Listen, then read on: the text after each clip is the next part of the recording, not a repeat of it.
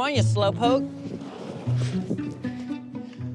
Hot lava is gonna happen in 5, 4, 3, 2, 1. You're hot lava now. You're the hot lava monster.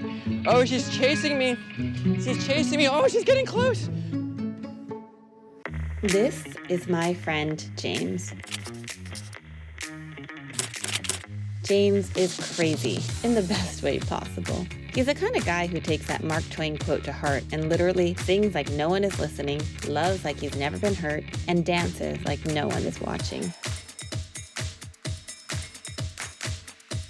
His birthdays are always an event, whether it's making his closest friends dress up and climb trees in heels for a ridiculous photo shoot, or planning an elaborate adult day camp, complete with matching shirts and mandatory skits. But despite how interesting of a person he is, I never thought of making a documentary on him until he revealed a deep pain that had shaken his sense of self and made him question all his life choices. Can you tell me a little bit of background about this first one? Yeah, so this one's called A Moment to Go Deeper. I wrote it because I was I just had a lot of feelings around not being able to have a kid at all, and just going through infertility, basically. And I felt like there was no outlet for me to talk about that. None of my friends were asking me about it, and the ones that did ask me about it, or that I kind of thrusted upon them, they didn't know how to respond either. So I felt like a male's, I guess, expression of their fertility issues was just, there's just no validation out in the world for that. And so this was my way of writing something to kind of self-acknowledge kind of what I was going through. Yeah. A moment to go deeper. I thought it'd be a good idea to go to the night zoo to play cool uncle with my nephew of 2. We'd run around all the glowing beasts in a forever game of hide and seek. But my gaze just kept falling on all the adults with their kids, a life I want that fate forbids. I lined up my life to give raising a family another chance, raising my own kids with my own life stance. But year after year, with unknown reasons, we sit in an empty house watching the change of seasons. People might ask my wife how you are doing, but usually not, or get stuck with it just brewing. And there's hardly ever that question for me, the man, my emotions second and not an empathetic demand. At this point, we may have more time and money than we have ever had, and like a cliche, we are still just very sad. No one prepares for this unwanted moment, just avoiding it and hoping it's not their opponent.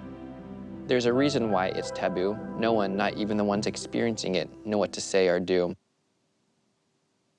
You should get a little action thing, like, yeah, it's like a tiny baby one, though.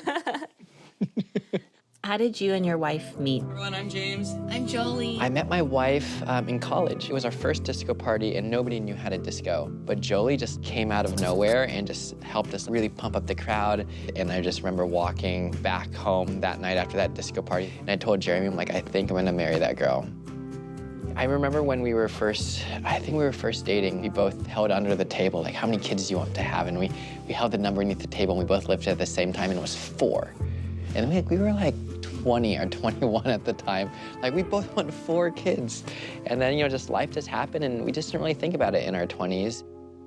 Talk me through that trying journey. We weren't timing in the beginning. Then after a few months, we're like, okay, well, we're not pregnant, so let's try to be more intentional with this. I mean, you look at our Amazon ordering packages, it's like mostly pea sticks for like 4 years. It was always like crossing our fingers, and then it just kept not happening. And so we tried again for another year. And I think right during the pandemic hit, we had just started, testing my sperm and starting to try IUI cycles. Was this one of the earlier ones in your journey? No, this one was probably midway through. Happy Mother's Day to the forgotten queens, to all the mothers quite unseen, for all the women trying to carry with a life purpose unknown and scary, and to the men who've had to step into the maternal role and society never celebrates or knows how to extol. Today is your day too. So let this be your official thank you. People will say what they say, but I'm telling you, yes, telling you, Happy Mother's Day.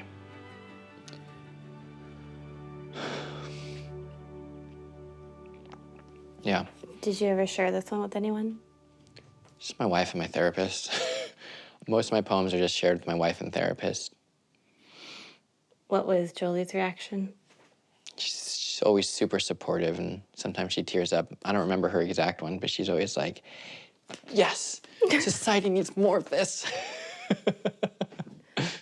Yeah, this is the backyard, a very long lot. We got a massive grass patch that's a jungle. Anytime you move in a house, you have dreams and everything like that. And then we didn't have a kid for 5 years, and we always wanted to get projects done here, but I had no motivation. I didn't know if we were gonna live here or not. So why would I wanna build something or work on something if I didn't know that was kind of in our destiny? With the infertility journey, it's just grieving not only the life that you wanted, but of living life without hope, grieving that now as well. It was just loss upon loss upon loss upon loss. I felt terrible. I felt like I was going through heartbreak constantly, and I couldn't stop the heartbreak feeling. When you guys found out you were pregnant, I remember being surprised at how not excited you seemed, given how long it had been to take this journey. But obviously, part of it was trying to not set yourself up for disappointment. Yeah. I remember when we implanted the kid, for 3 months we were in denial. It's just like the hope is just so dropped down so far, and because that's emotionally where you have to put yourself. Like, you're going through probability, basically. It was tough for me to voice my frustrations in the process because it was hard for me to acknowledge her feelings when I was going through a similar process and I wasn't being acknowledged either. I couldn't just leave my emotions unexpressed because it was getting to me. It was leaking out in behaviors that I didn't like. It comes out in resentment. It comes out as a chip on a shoulder. Even after we got pregnant, I felt excluded. During COVID, they didn't even let partners be in the delivery room while their wives were giving birth. And after that, it felt like the doctors didn't even want me there during the checkups, and there was so little support and community. I hate seeing everything about mommy and me, how doctor appointments are just for she.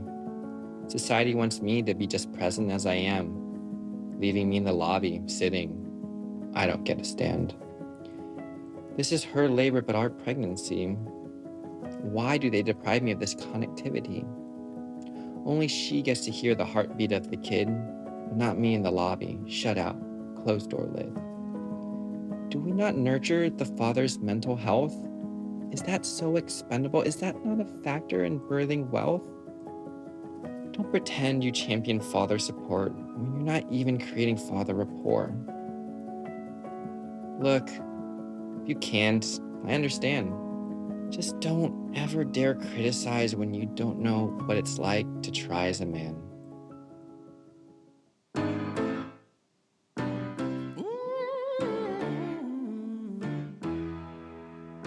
When I was young, just 6 years old, I dreamed I'd be on top of the world. Mama said that she'd be so proud. Keep your head up and don't look down.